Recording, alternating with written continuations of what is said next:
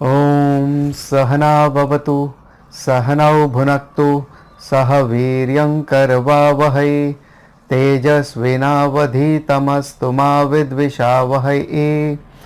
Om Shanti Shanti Shanti. Om. We'll chant the shloka number 4. क्षुद्व्याधिश्च चिकित्स्यतां प्रतिदिनं क्षुद्व्याधिश्च चिकित्स्यतां प्रतिदिनं भिक्षौषधं भुज्यतां भिक्षौषधं भुज्यतां स्वादन्नं न तु याच्यतां विधिवशात् स्वाद्वन्नं न तु याच्यतां विधिवशात् प्राप्तेन सन्तुष्यताम् शीतोष्णादिविषय्यतां न तु वृथा शीतोष्णादिविषय्यतां न तु वृथा वाक्यं समुच्चार्यताम्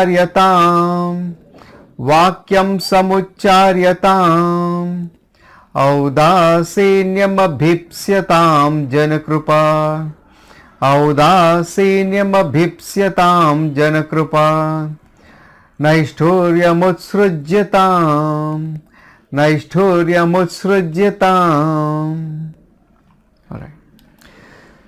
सो पिछले सेशन में हमने देखा था विथ रेफरेंस टू फूड हमारी साधना क्या होनी चाहिए, कैसी होनी चाहिए। और पिछले समय हमने ये भी बताया था कि जब शास्त्र फूड इंटेक की बात करते हैं और यहाँ पर भी साधना में जब फूड इंटेक की बात करते हैं तो वो केवल फूड तक सीमित नहीं है। तो आज हम उसके डीपर इम्प्लीकेशन को, उसकी डीपर अंडरस्टैंडिंग को समझने का प्रयत्न करते हैं। तो जब फूड इंटेक की बात होती है यानी हमारे सेंसेस से जब हम कुछ रिसीव करते हैं तो वो केवल अपनी जिह्वा यानी जिह्वा एक सेंस ऑर्गन है वहां तक सीमित नहीं है। तो यहां पर जब एक सेंस ऑर्गन के बारे में बताया गया so it includes all other 4 also यानी टोटल 5 सेंसेस जो भी हैं जिसको हम कहते हैं ज्ञानेंद्रियां। तो ये पांचों ज्ञानेंद्रिय क्या रिसीव करते हैं। So food is not just for the stomach, for the tongue, for the taste. यहाँ पे फूड आहार जो है वो पांचों इंद्रियों के लिए है। तो ये 5 इंद्रियां क्या है और इनकी क्या क्या डिमांड्स है, इनकी क्या क्या हंगर, क्या किस तरह की भूख है। आंखों के लिए साइट जो हम देखते हैं रंग और रूप, कानों के लिए साउंड जो हम ध्वनि सुनते हैं, नाक के लिए जो सुगंध है, गंध होती है लेकिन हम सुगंध चाहते हैं, दुर्गंध कोई नहीं चाहता है। उसी तरह टंग के लिए टेस्ट होता है, स्वाद होता है जिह्वा के लिए, और स्किन के लिए स्पर्श होता है, हीट और कोल्ड वगैरह इस तरह के स्पर्श होते हैं। अब अगर हम देखते हैं अपनी 25th साधना जो हमने पिछली बार डिस्कस किया था, लेकिन पिछली बार जब हमने डिस्कस किया तो वो आहार के पॉइंट ऑफ व्यू से डिस्कस किया। अब हम इसको समझते हैं आहार से कहीं ज्यादा, यानी जिह्वा एक सेंस ऑर्गन है उसके बारे में हमने डिस्कस किया। लेकिन आज हम देखेंगे कि पांचों सेंस ऑर्गन के लिए आहार क्या है और उसके प्रति क्या साधना होनी चाहिए।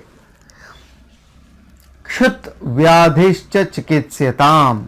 25th साधना हमने डिस्कस की थी, क्षुत व्याधिश्च चिकित्स्यताम। इस हंगर को, ये जो सेंस ऑर्गन की जो हंगर है with reference to sense object, विषय वस्तु के प्रति उसका भोग करने के लिए जो भूख है, उस भूख को, उस डिजीज को, उस बीमारी को हमें ट्रीट करना है। अब 2 तरह की बातें हो सकती है, या तो आप अपने डिजायर्स को पूरा कर ले और पूरा करते जाए, जो भी आपकी डिजायर्स आती है उसको पूरा करते जाए, या आप कह दे कि भाई मेरी तो फास्टिंग है, मैं नहीं करूंगा, मैं कोई कांटेक्ट ही नहीं करूंगा। लेकिन माइंड में हम लिंगर कर रहे हैं, क्या चाहिए, भूख लगी है, लेकिन करना नहीं, करना नहीं, करना नहीं है, जबरदस्ती से हम रोक के रखे।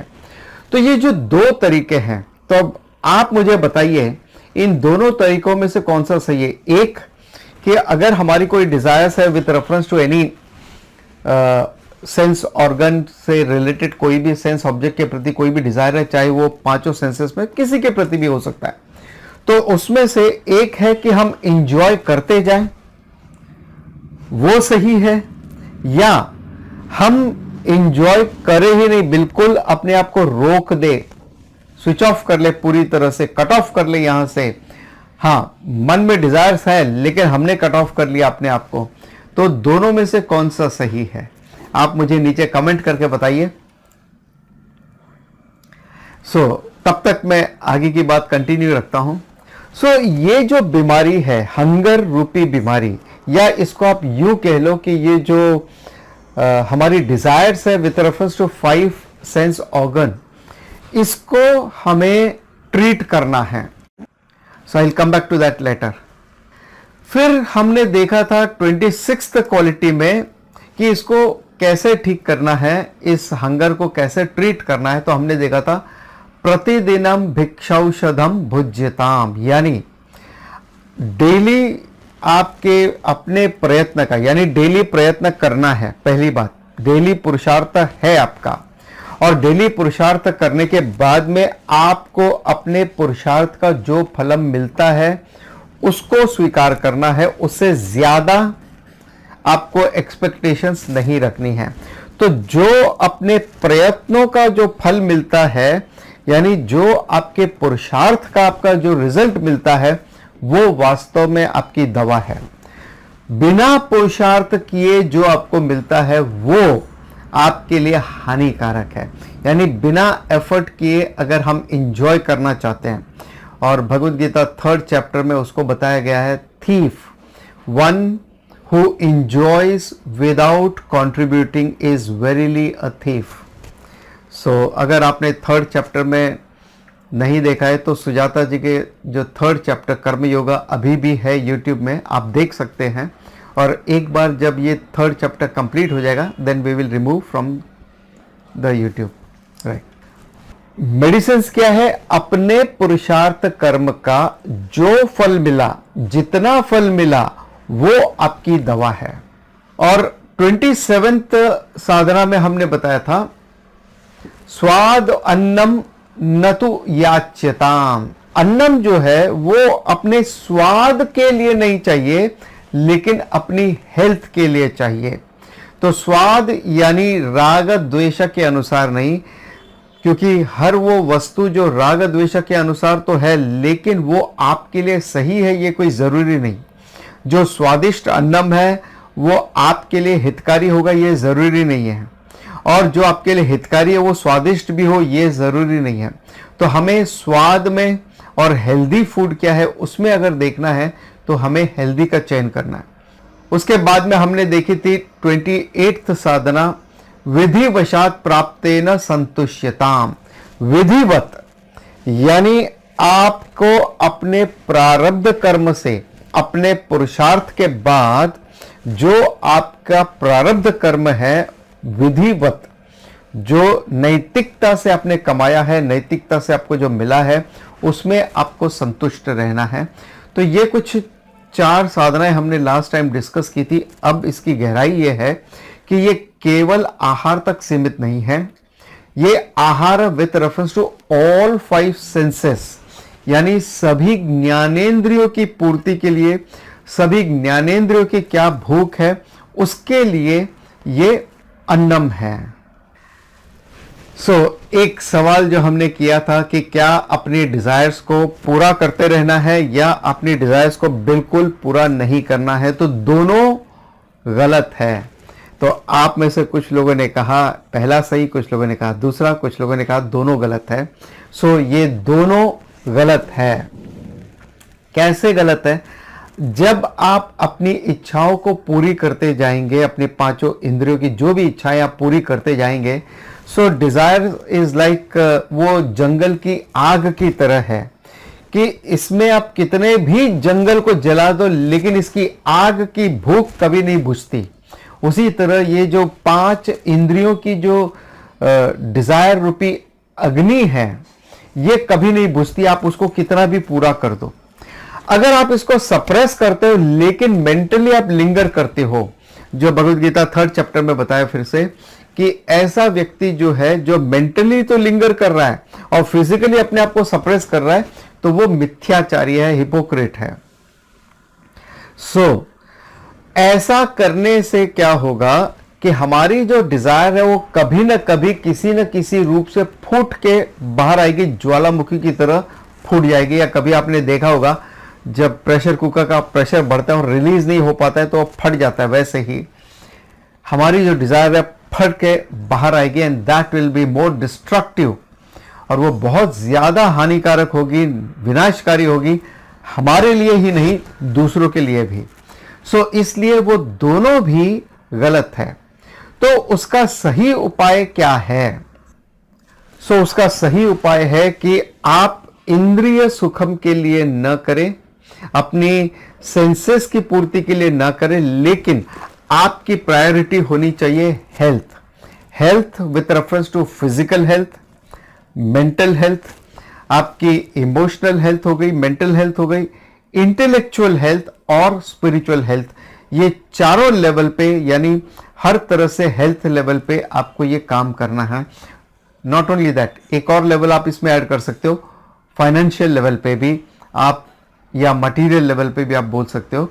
इस मतलब at all 5 levels, material, physical, emotional, intellectual and spiritual health के लिए आपको अन्नम ग्रहण करना है। अब आप पूछोगे फिजिकल हेल्थ तो समझ में आती है, मगर बाकी की हेल्थ क्या है, और खासतौर पर मटेरियल हेल्थ और emotional health, mental health, spiritual health, ये सब क्या है? देखिए, अगर आप अपना पैसा अपने इंद्रिय सुखम के लिए वेस्ट करते हैं, आज अगर हम कहते हैं ना फार्म फूड नहीं लेकर के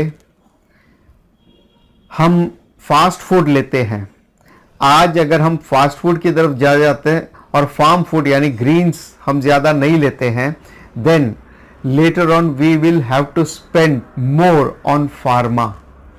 आज फार्म में अगर हमने इन्वेस्ट नहीं किया तो कल को फार्मा में हमें ज्यादा इन्वेस्ट करना पड़ेगा। आज अगर हमने हेल्दी फूड में इन्वेस्ट नहीं किया तो कल को दवाइयों में, ट्रीटमेंट में, वहां आपको ज्यादा पैसे इन्वेस्ट करने पड़ेंगे, खर्च करने पड़ेंगे। So financial level. दूसरा, फिजिकल हेल्थ के बारे में मैं नहीं बताता, which we have already discuss last time. तीसरा है इमोशनल लेवल पे, मेंटल हेल्थ। जब आप अपनी डिजायर्स को पूरा करते जाएंगे तो डिजायर्स आपकी और बढ़ती जाएगी, आपकी एंजाइटी बढ़ती जाएगी, अतृप्तिकरत्व बढ़ता जाएगा आपका, तो आपका दुख बढ़ेगा, आपका पेन, सॉरो बढ़ेगा, आपका डिस्ट्रैक्शन बढ़ेगा, which is harmful for emotional health या मेंटल हेल्थ। चौथा है इंटेलेक्चुअल हेल्थ। इंटेलेक्चुअल हेल्थ यानी हम क्या रीड करें। कुछ लोगों को होता है कि अपनी इंटेलेक्चुअल क्यूरियोसिटी को पूरा करना है, इसलिए कुछ भी न्यूज़पेपर पढ़ लिया, मैगजीन पढ़ लिया, गॉसिप पढ़ लिया, तो कुछ ना कुछ रीड करना है। That's a intellectual desire. तो यहां पे हमें नियंत्रण करना है और अपने बुद्धि को चैनलाइज करना है कि वो चीज पढ़े, वो चीज सुने जो हमारे लिए हितकारी है, ना कि गॉसिप, जैसे फिल्मी गॉसिप्स और होती है या पॉलिटिकल गॉसिप्स है, उसको ज्यादा तवज्जो या इंपॉर्टेंस न दे करके जो हमारे ओवरऑल पर्सनालिटी के ग्रोथ के लिए वैसा हम कुछ सुने, जिससे हमें कुछ अच्छा नॉलेज मिले, प्रोडक्टिव हो हमारे लिए, वैसा। और पांचवा है स्पिरिचुअल हेल्थ। स्पिरिचुअल हेल्थ, अगर आप कहीं पर भी डिजायर्स के बहाव में बह जाते हैं, it is going to harm you at the spiritual level. इसलिए स्पिरिचुअल हेल्थ यानी आप वो सब काम करें, यानी खाना, अन्नम जो है वैसा ग्रहण करें जो आपके शरीर को तो पौष्टिकता देता है लेकिन मन को भी चुस्त फुर्त रखता है, उसको सुस्त नहीं बनाता है। जैसे फास्ट फूड और जो है बड़ा क्विकली आता है, लेकिन वो आपके तन को उतना पौष्टिक आहार नहीं देता है और उसको डाइजेस्ट करने के लिए तन को बहुत ज़्यादा मेहनत करनी पड़ती है और इसीलिए आपको ज़्यादा नींद आती है। वैसा अन्नम ग्रहण करें जो आपके सेहत के लिए, आपके इमोशनल हेल्थ के लिए, आपके इंटेलेक्चुअल हेल्थ के लिए और स्पिरिचुअल हेल्थ के लिए लाभदायक है। वैसा नॉलेज आप ग्रहण करें जैसे अभी आप नॉलेज ये ग्रहण कर रहे हैं, इससे आपकी स्पिरिचुअल हेल्थ बढ़ती है। और अगर आपको और ज़्यादा जानना है इस विषय में कि कैसे हम अपनी इमोशनल, इंटेलेक्चुअल और स्पिरिचुअल हेल्थ को ग्रो करें, डेवलप करें, तो हमारा एक सेशन होता है हर गुरुवार को शाम को 7:30 बजे साधना के ऊपर। साधना यानी डिसिप्लिन्स, स्पिरिचुअल डिसिप्लिन्स के बारे में। तो वहां पर ये इंटरैक्टिव सेशंस है जिसमें आपकी बुद्धि का भी विकास होता है और आपको बहुत सारी जानकारियां हासिल होती है।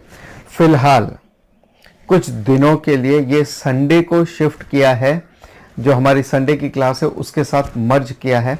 तो अगर आप ये जानना चाहते हैं या आप ये सेशन अटेंड करना चाहते हैं तो हमारे नीचे गूगल फॉर्म का लिंक दिया, उसको आप भर दीजिए। प्लस टेलीग्राम का जो ग्रुप है आप उसको ज्वाइन कर लें, क्योंकि उसमें हम रेगुलर अपडेट्स देते रहते हैं। यहां पर हमें चाहिए कि जो हमारा एंजॉयमेंट है वो लेजिटिमेट होना चाहिए, जो हमारी अर्निंग है वो लेजिटिमेट होना चाहिए। लेजिटिमेट यानी नैतिकता से, नीतिपूर्वक, विधिवत होना चाहिए। उसमें अनैतिकता यानी कोई गलत ढंग से ना तो हमें अर्न करना है ना उसको स्पेंड करके एंजॉय करना है। लेजिटिमेट अर्निंग, लेजिटिमेट एंजॉयमेंट, और जो कुछ हमें लेजिटिमेटली मिलता है उसमें हमें संतुष्ट रहना है।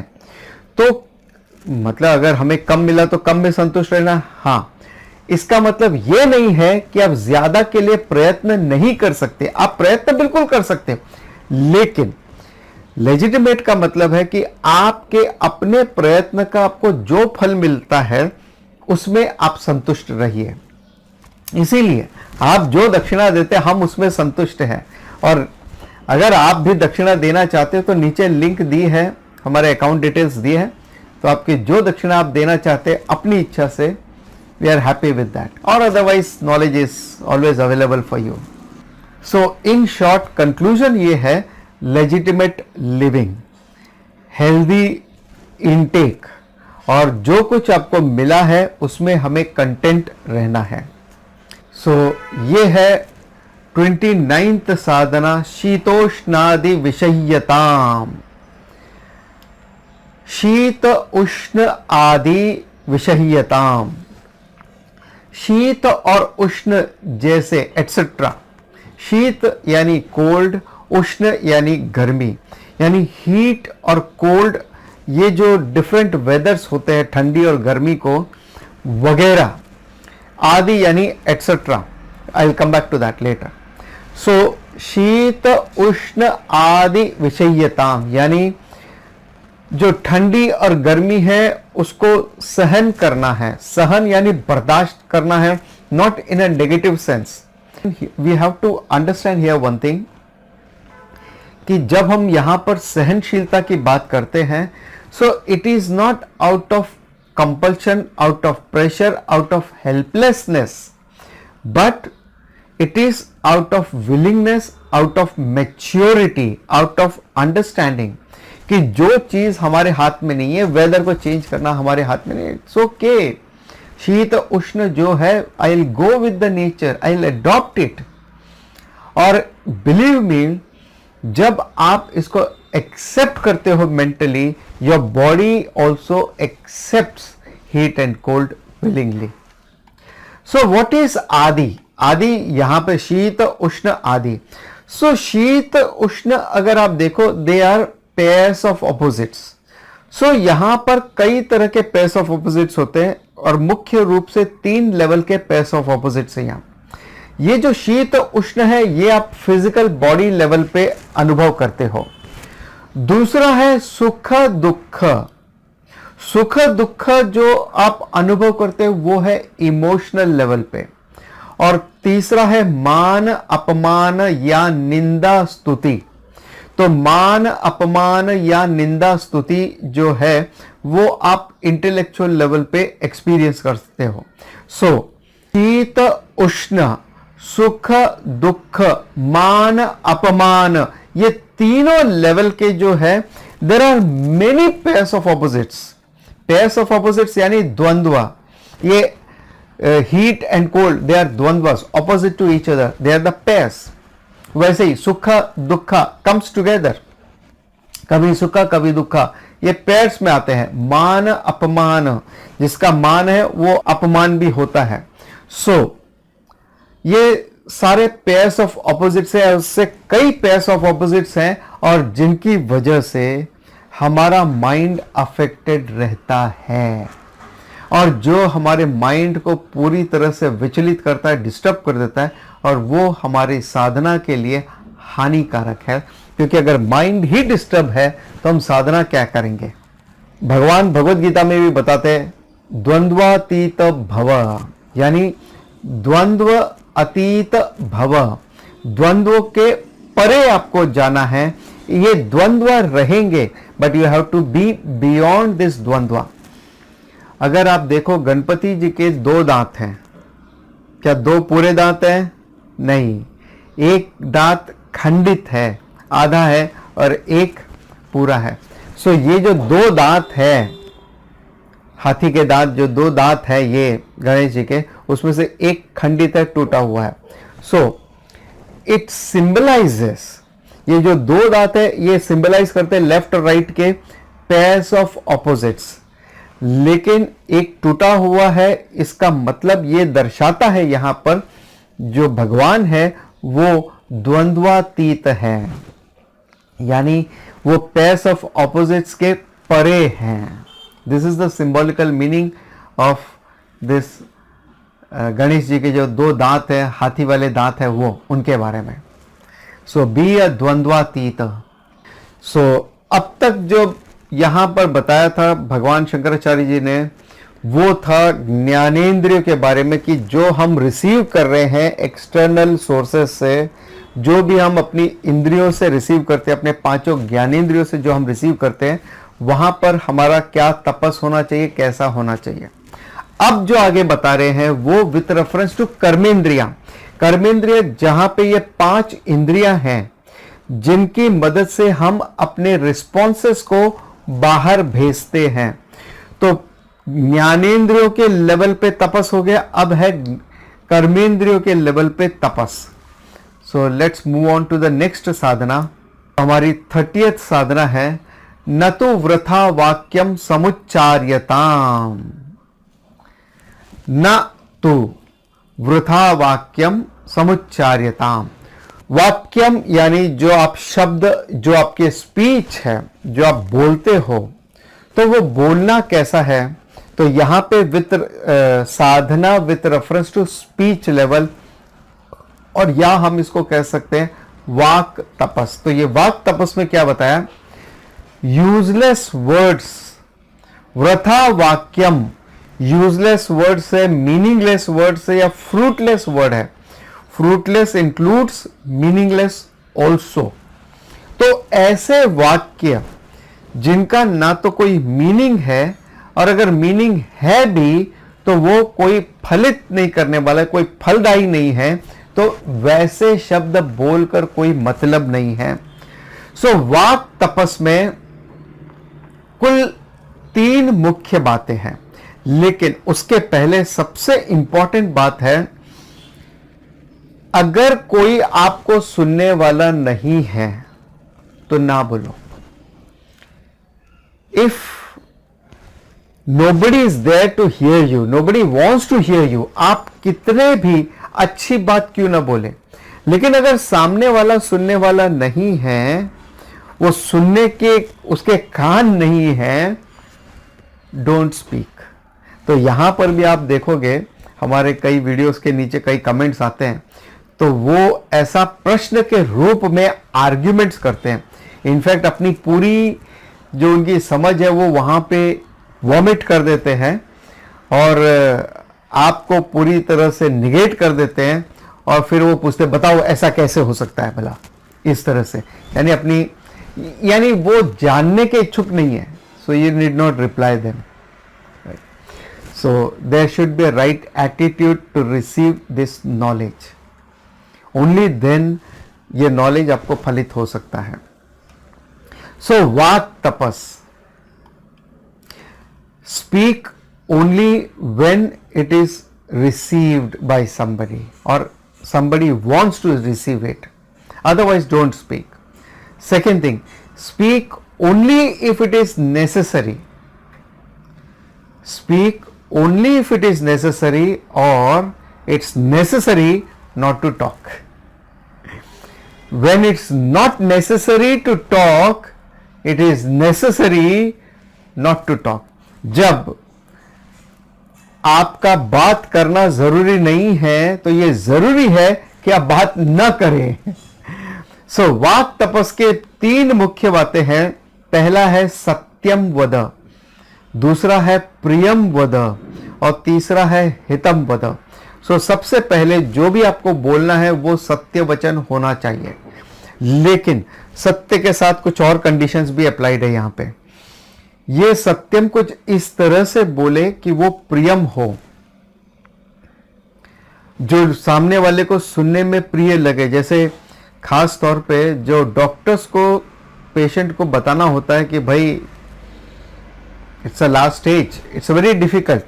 तो इनफैक्ट कई बार आप देखोगे वो लोग लास्ट स्टेज भी आ जाए, लास्ट मोमेंट तक बोलेंगे नहीं कि अब कुछ नहीं है, वो कहेंगे हम कोशिश कर रहे हैं, वेंटिलेटर पे रखा है, हम कोशिश कर रहे हैं, बिकॉज किसी को कुछ पता नहीं है. So we are always positive. और ये है वाक तपस कि उन्हें पता है कि 99% चांसेस बचने के नहीं है, फिर भी हम अपनी पूरी कोशिश कर रहे हैं. So we have to guess the meaning behind that. So सत्यम वद, दूसरा है प्रियम वद. कोई ये न कहे भाई देखो मैं तो सच बोलता हूं, किसी को कड़वा लगे तो लगे, मेरा कोई मतलब नहीं है उसमें. That's not the right attitude. तीसरा है हितम वद. आप सत्य तो बोले, प्रिय भी बोलते हैं, लेकिन क्या उससे दूसरे का या किसी का हित होने वाला है तो आप बोले, वरना ना बोले, वरना ये मीनिंगलेस है. सत्य है, जैसे हम और आप अभी बात कर रहे हैं, चलो अफगान में क्या हो रहा है, न इसका आपके लिए कोई मीनिंग नहीं है, मेरे लिए कोई मीनिंग नहीं है.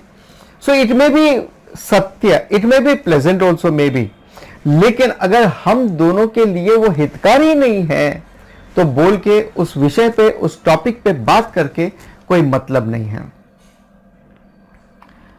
सो एवरी वर्ड जो है आपका वो नपा तुला होना चाहिए. It should be presented well after processed.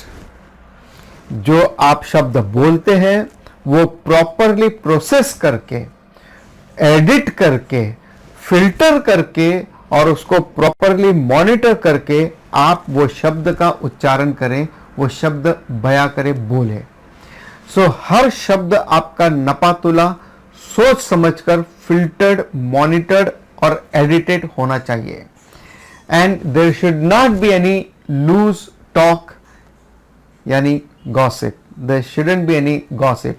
जो हमारा सबसे प्रिय मनोरंजन का केंद्र है गॉसिप, और गॉसिप छोड़ के कोई दूसरा जाना भी नहीं चाहता, क्योंकि अगर मैं इस गॉसिप छोड़ के गया तो लोग मेरे बारे में गॉसिप करना शुरू कर देंगे, इसलिए कोई गॉसिप छोड़ के जाता भी नहीं है. And it is very entertaining, क्योंकि हम जब दूसरों के बारे में गलतियां ढूंढते हैं तो हमें लगता है हम काफी अच्छे हैं. It's negative pleasure, it's not a positive pleasure. So no loose talks. कब बोलना, कैसे बोलना, कितना बोलना, इट्स लाइक जो बैट्समैन होता है वो बॉल आने के बाद भाप लेता है कि इस बॉल को हिट करना है, टच करना है, प्ले करना है या छोड़ देना है. बिल्कुल छोड़ देना है, इस बात को बिल्कुल टच भी नहीं करना है. वैसे बिल्कुल उसी तरह से आपका एटीट्यूड होना चाहिए with reference to vak. So that is called vak tapas. In fact अगर आप देखो भगवत गीता के पूरे एक अध्याय और दूसरे अध्याय के 10 श्लोक तक भगवान श्री कृष्ण कुछ नहीं बोले, जबकि अर्जुन वॉज ब्लैबरिंग, अपनी वो पूरी राम कहानी सुना रहे थे, क्या सही है क्या गलत है, मेरे हिसाब से ये धर्मा नहीं है युद्ध करना, जो आज तक युद्ध करते आया हो आज बोल रहा है युद्ध करना अधर्म है, इससे कई जान हानि होती, मुझे नहीं करना है। And he drops the bow and arrow and then finally जब सेकेंड चैप्टर के 7वें श्लोक में वो कहते हैं शिष्यस्ते हम शाद इमाम, यानी मैं आपका शिष्य बनता हूँ, प्लीज़ मैं आपको अपने आप को सरेंडर करता हूँ पूरी तरह से, और आप मुझे बताइए कि मेरे लिए श्रेयस क्या है। तब जाके भगवान 11वें श्लोक से शुरू करते हैं अपना भगवत गीता का ज्ञान। सो अगेन वाक जो है स्पीच लेवल पे जो यहाँ पे बताया, वो केवल स्पीच लेवल तक नहीं है, अपने 5 कर्मेंद्रियों के लेवल पे है। अपने कोई भी कर्म जो हम करते हैं उसको हमें फिल्टर करना है, सोच समझ के करना है। फॉर एग्जाम्पल, हर एक पोस्ट जो आपको व्हाट्सएप पे आती है, क्या उसको देखना ज़रूरी है, क्या उसको रिप्लाई करना ज़रूरी है, क्या उसको फॉरवर्ड करना ज़रूरी है, ये सारी बातें आपको ऑब्जर्व करनी। ऐसी ज़्यादातर पोस्ट होती है या सोशल मीडिया में ज़्यादातर पोस्ट ऐसी होती है जिसको आप नज़रअंदाज कर सकते हो आराम से। So how much time we spend in social media, अगर आप देखो और जितने भी इंटरव्यू अगर आप सुनो, ओलंपिक में जो सक्सेसफुल स्पोर्ट्स पर्सन थे अभी, उनमें से कोई भी सोशल मीडिया पे ज़्यादा एक्टिव नहीं है। वो कहते हैं हमारे पास उतना टाइम ही नहीं है कि हम सोशल मीडिया पे एक्टिव रहे। हमें अपनी खुद की प्रैक्टिस इतनी करनी है कि सोशल मीडिया पे हम टाइम वेस्ट नहीं कर सकते, और जो ज़्यादा सोशल मीडिया पे टाइम वेस्ट करता है तो उसकी लाइफ में प्रोडक्टिव काम ज़्यादा नहीं है। कई बार मुंबई में स्टेशन के बाहर कुछ होते जो ताश पत्ते खेलते रहते हैं और इधर उधर वो जुआ जैसे खेलते रहते हैं, और आप देखोगे 15-20 लोगों की वहाँ पे भीड़ बन जाती है वहाँ पे। और कुछ लोग होते हैं जो कोई लेना देना नहीं है मगर वहाँ पे खड़े होकर तमाशा देखने के लिए खड़े हो जाते हैं, या कहीं पे भी रोड पे कुछ भी 2 जन की फाइट हो रही है तमाशा देखने खड़े हो जाते हैं। ये वो लोग हैं जिनके पास में कुछ अच्छा करने के लिए कुछ भी नहीं है, या nothing productive, nothing positive. They have enough time to spend to enjoy this kind of entertainment, only for entertainment.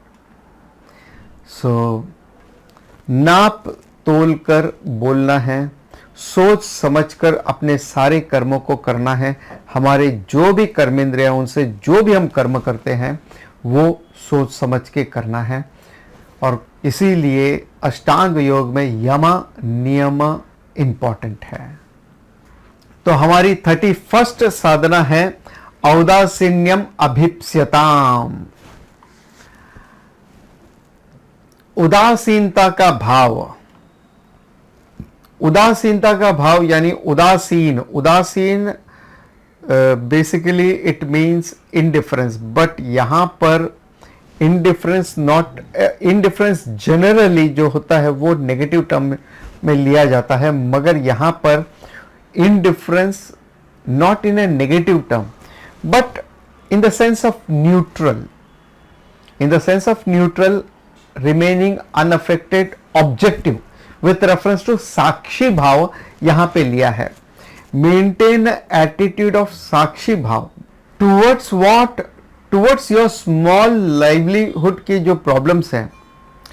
सो साक्षी भाव टुवर्ड्स व्हाट, हमारे जो रोजमर्रा जीवन की जो छोटी बड़ी प्रॉब्लम्स होती है जिसके बारे में हम मुड़मुड़ करते रहते हैं, कितने गड्ढे हैं, आज बारिश बहुत तेज है, अब बारिश के मौसम में बारिश नहीं होगी क्या, आज ठंडी बहुत तेज है, गर्मी बहुत तेज है वगैरह। सो ऑब्वियसली ठंडी, the beauty of winter is it's cold, the beauty of summer is heat, the beauty of rainy season is when it's pouring. So that's the beauty, appreciate it. Why we have to grumble about it? So कुछ लोगों की आदत होती है हर चीज पे वो grumble करते हैं। रास्ते में भीड़ बहुत है, ट्रैफिक बहुत है, हॉर्न बहुत बजाते हैं, पोल्यूशन बहुत है, हर चीज के लिए हर बात में कंप्लेंट रहती है, शिकायतें रहती हैं विथ रेफरेंस टू ऑल दो small small small small problem. I am not saying कि वो प्रॉब्लम्स नहीं है, और ऐसा नहीं है कि वेदांता पढ़ने के बाद में वो प्रॉब्लम डिसअपियर हो जाएगी, ऐसा भी नहीं है। We are just saying witness it, साक्षी भाव के रूप में उनको इग्नोर करना है, इंडिफरेंट हो जाना है उन छोटी मोटी प्रॉब्लम्स को लेकर के, उसको ज्यादा इंपॉर्टेंस नहीं देना है। अगर आप एक 10 पैसे का कॉइन, या होती ना छोटी चवन्नी जो होती है, इंडियन चवन्नी 25 पैसे का कॉइन है, आंख के एकदम पास में रखो आप, तो आपका सारा विश्व जो है उससे कवर हो जाएगा। क्यों? क्योंकि आपने उसको इतना इंपॉर्टेंस दे दिया, आपने बहुत करीब ले लिया इसलिए। लेकिन यही चीज अगर आप एक पहाड़ी पे चले जाओ तो पूरा शहर जो है वो छोटा सा दिखता है, इतनी बड़ी ट्रेन जो है वो एकदम टॉय ट्रेन लगती है। तो वैसे ही अपने आप को इतना ऊंचा उठाना है, और ये सारी जो छोटी मोटी चीजें हैं, इनफैक्ट बड़ी चीजें भी जो है वो छोटी लगने लगेगी अगर आप अपने आप को या इस क्वालिटी को आप अगर फॉलो करते हैं।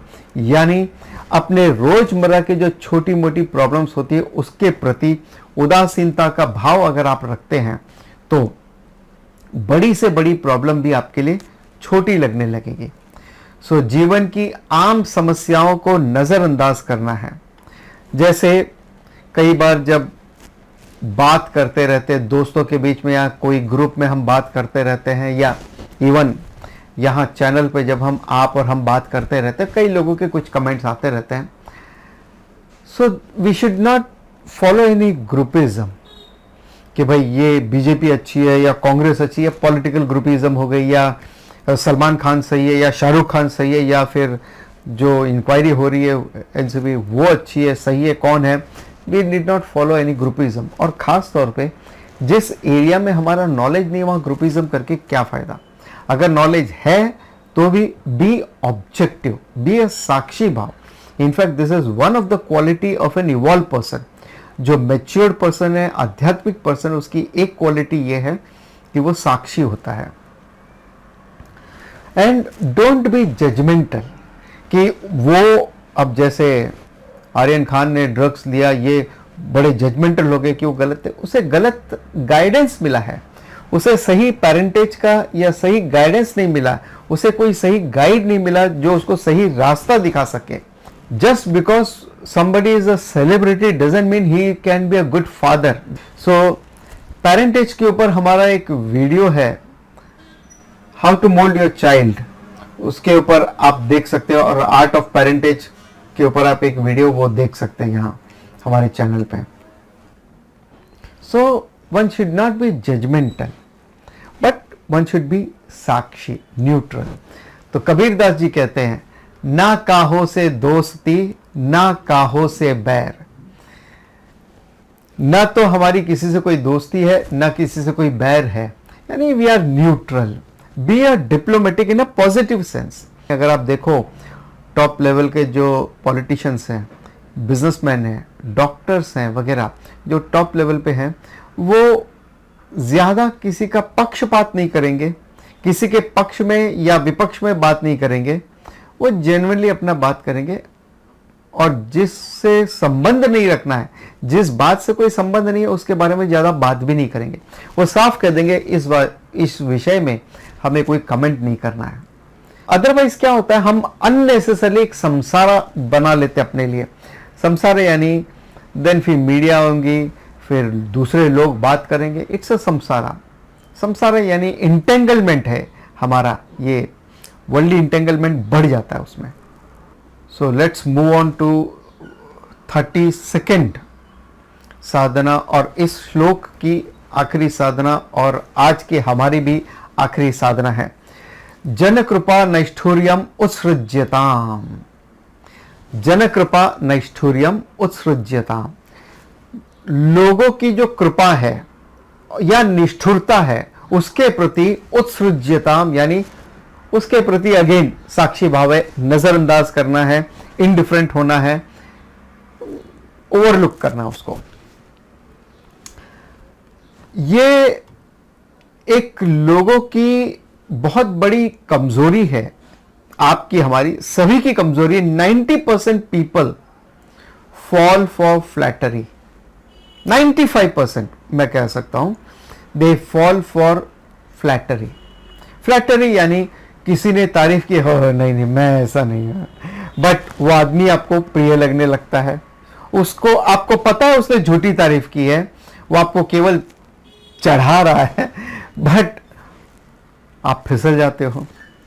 एंड सिमिलरली अगर कोई आपकी बुराई करता है, आपका हितैषी ही क्यों ना हो, वो सच्ची बात कह रहा है, भाई देखो ये ऐसा मत करो, ये गलत है, आपको बुरा नहीं लगेगा इस तरह से रोकने टोकने वाला व्यक्ति कभी भी।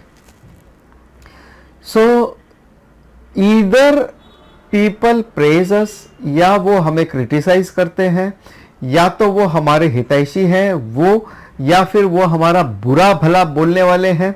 ऐसे ही लोगों के प्रति हम अफेक्ट हो जाते हैं। तो यहां पर यह बताया गया है कि लोगों की आपके ऊपर कृपा हो या उनका निष्ठुर भाव हो, दोनों रूप से आपका कर्तव्य है कि आप उनके प्रति साक्षी भाव से व्यवहार करें। आप अपने मन को विचलित ना होने दें, ये उथल पुथल न आने दें, बी ऑब्जेक्टिव, साक्षी भाव। अगर कोई आपसे कहे कि आप ऐश्वर्या राय जैसी बहुत खूबसूरत हो, ठीक है, मिरर आपके सामने, आपको पता है, सो इट्स ओके। कोई कहे कि आप अमिताभ बच्चन जैसे हो, इट्स ओके। किसी को तारीफों के पुल बांधे, और खास तौर पे जिनको आपसे कुछ मतलब निकलवाना होता है वही आपकी तारीफें करेगा। और दूसरी बात, कहते ना, सबसे बड़ा रोग क्या कहेंगे लोग, ये बहुत बड़ी बीमारी है कि लोग क्या कहेंगे, लोगों का क्या ओपिनियन है, उस ओपिनियन के हिसाब से हम बह जाते हैं। और इस पर शेक्सपियर एक बात बहुत अच्छी कहते हैं। शेक्सपियर कहते हैं, reputation is an idle and most false imposition, oft got without merit and lost without deserving it.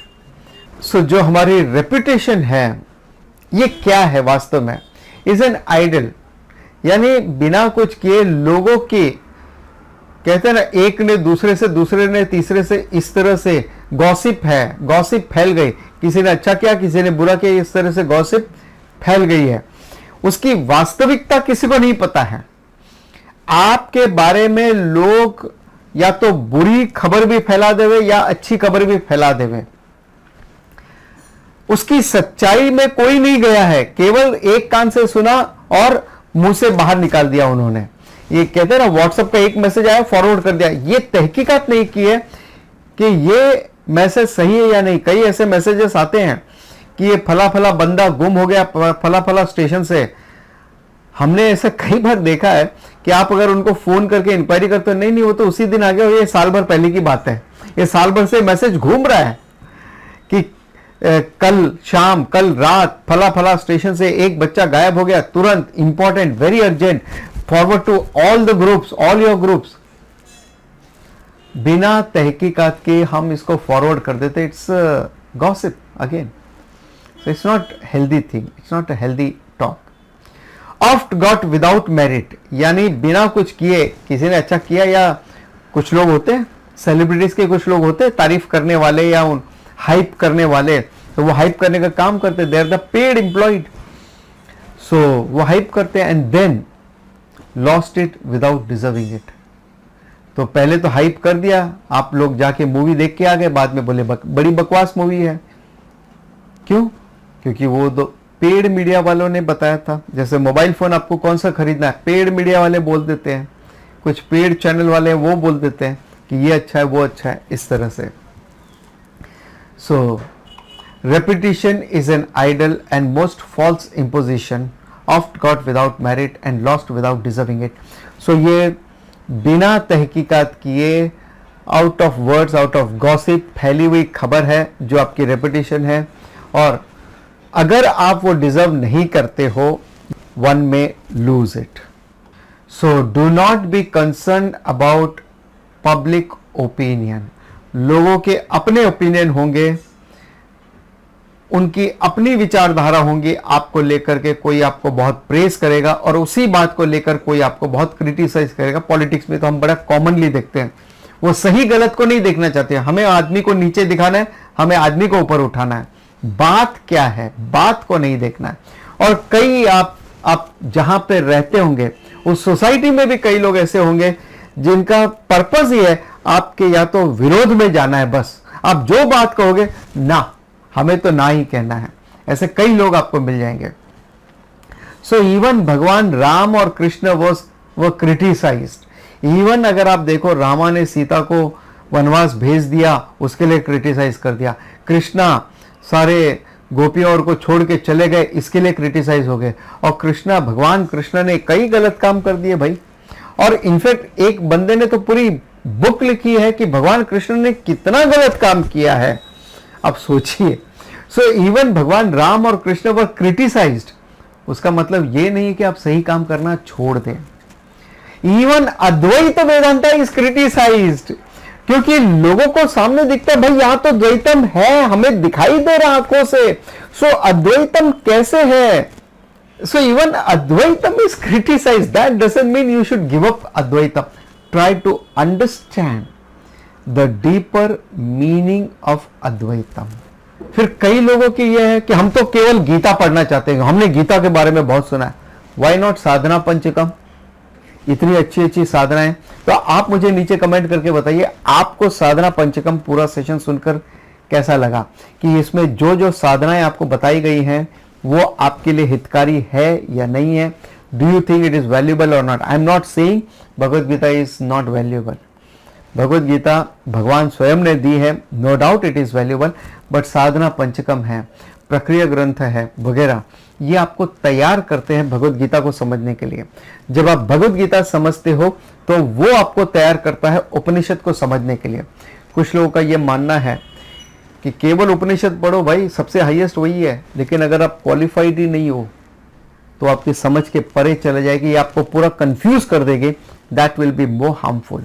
जैसे अगर आप योगा करने गए हो पहले दिन, तो पहले दिन आप 108 सूर्य नमस्कार नहीं कर सकते।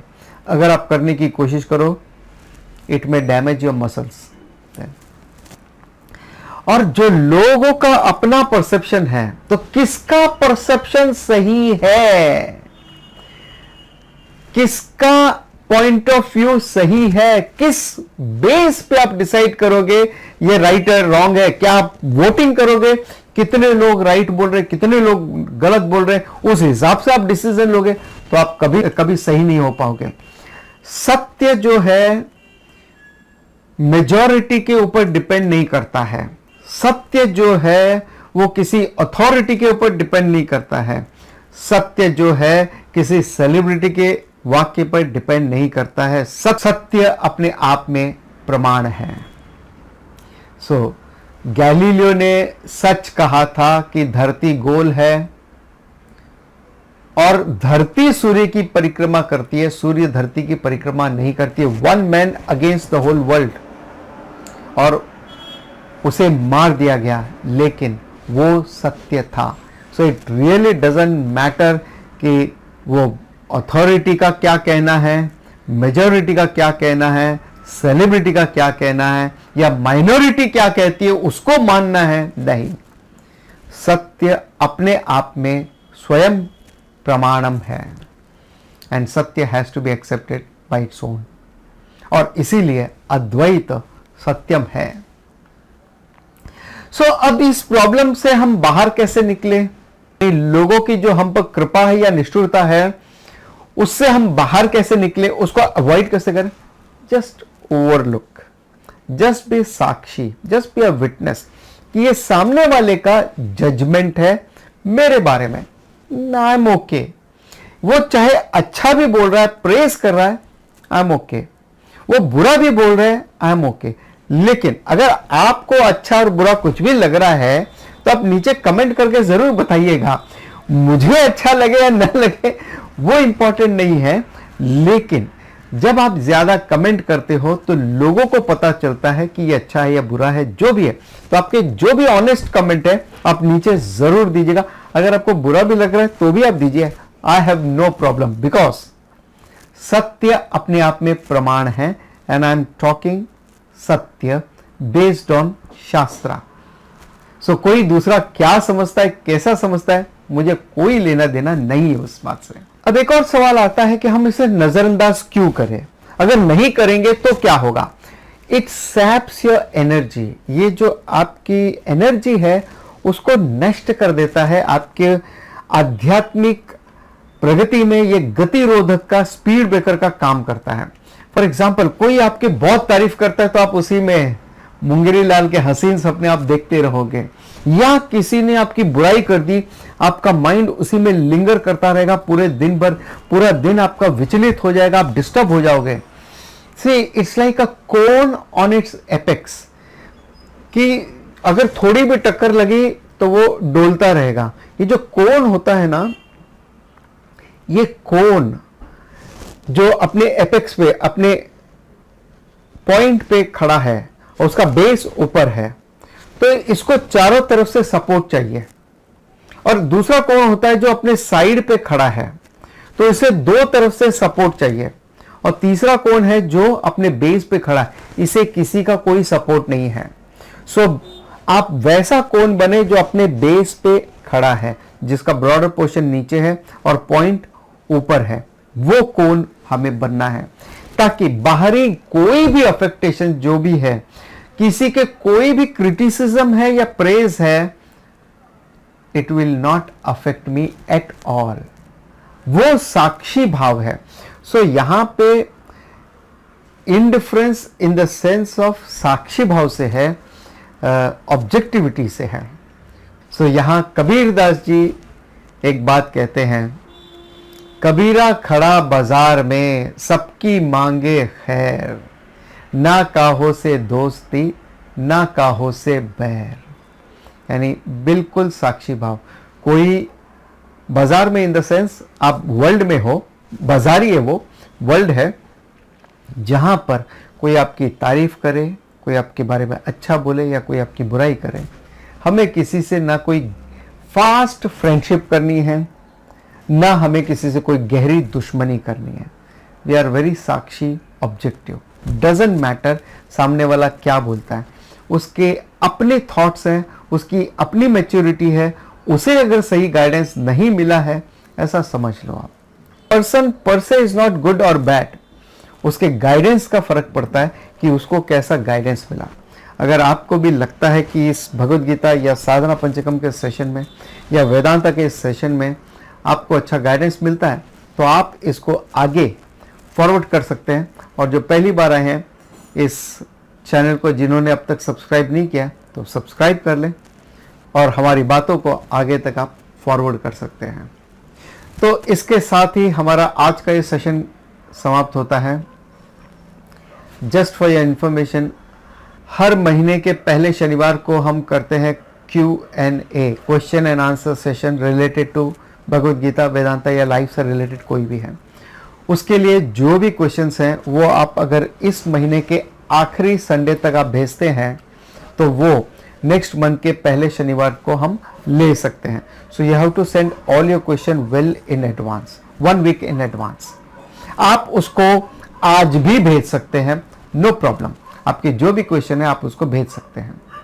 इसके अलावा जो कोई भगवद गीता चांटिंग और सीखना चाहता है विधिवत, सिस्टमेटिकली, तो उसके लिए हमारे जूम पे सेपरेट सेशंस होते हैं। और जूम पे हमारे और भी कई सेशन होते हैं, जो जैसे सुजाता जी के उपनिषद की क्लासेस है या भगवद गीता की क्लासेस है हमारी, तो वो अगर आप अटेंड करना चाहते हैं तो नीचे दिए गए लिंक को आप टेलीग्राम को ज्वाइन कर लें और गूगल फॉर्म है उसको आप फिल कर दें। और एक प्रेयर के साथ आज का सेशन हम कंक्लूड करते हैं। ओम पूर्णमदः पूर्णमिदं पूर्णात् पूर्णमुदच्यते पूर्णस्य पूर्णमादाय पूर्णमेवावशिष्यते। ओम शांति शांति शांति। ओम तत्सत। ओम।